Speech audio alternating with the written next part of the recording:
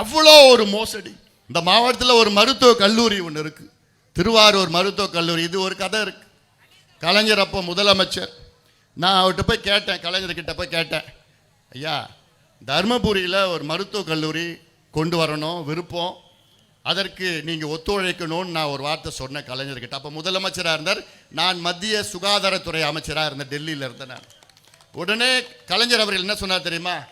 சரி நான் தருமபுரியில் கொடுக்குறேன், ஆனால் நீ என் ஊருக்கு ஒன்று கொடுக்கணும். எந்த ஊர்? திருவாரூர்.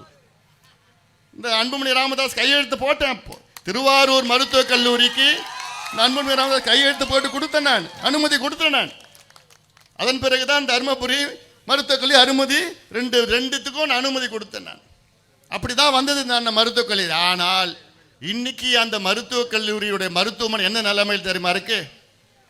அதாவது ஒரு நோயாளி தீவிர சிகிச்சை வேணும், ரொம்ப மோசமான பேஷண்ட் இருக்கிறாங்கன்னா அவங்க ஐசியூவில் போய் அட்மிட் பண்ணுவாங்க. ஐசியூனா தீவிர சிகிச்சை பிரிவு. ஹாஸ்பிட்டலில் போய் ஐசியூவில் போய் அட்மிட் பண்ணுவாங்க நோயாளியை. அந்த ஆஸ்பத்திரியே ஐசியூவில் இருந்துன்னா என்ன பண்ணலாம்? ஒன்றும் பண்ண முடியாது.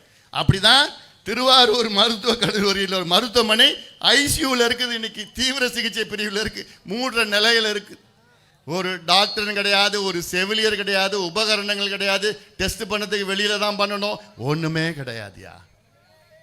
முத்துவேல் கருணாநிதி ஸ்டாலின் அவர்களே, உங்க சொந்த மண்ணியா, உங்க சொந்த மண்ணில் இருக்கிற மருத்துவக் கல்லூரி கூட உங்களால பராமரிக்கல, அங்க மருத்துவர்கள் கிடையாது, இந்த மக்களுக்கு பயன்படலன்னா நீங்க எதுக்கியா முதலமைச்சரா இருக்கீங்க? விட்டுட்டு போங்கயா, எங்க கிட்ட விடுங்க, எங்க கிட்ட விடுங்க. எங்களுக்கு தெரியும் எப்படி செய்யணும்னு, எப்படி ஆட்சி பண்ணணும் எங்களுக்கு தெரியும். இந்த லட்சணம் இது கேட்டா நான் டெல்டாக்காரன், நான் டெல்டாக்காரன். யார் சொல்லுறது? முதலமைச்சர் ஸ்டாலின் அவர்கள்.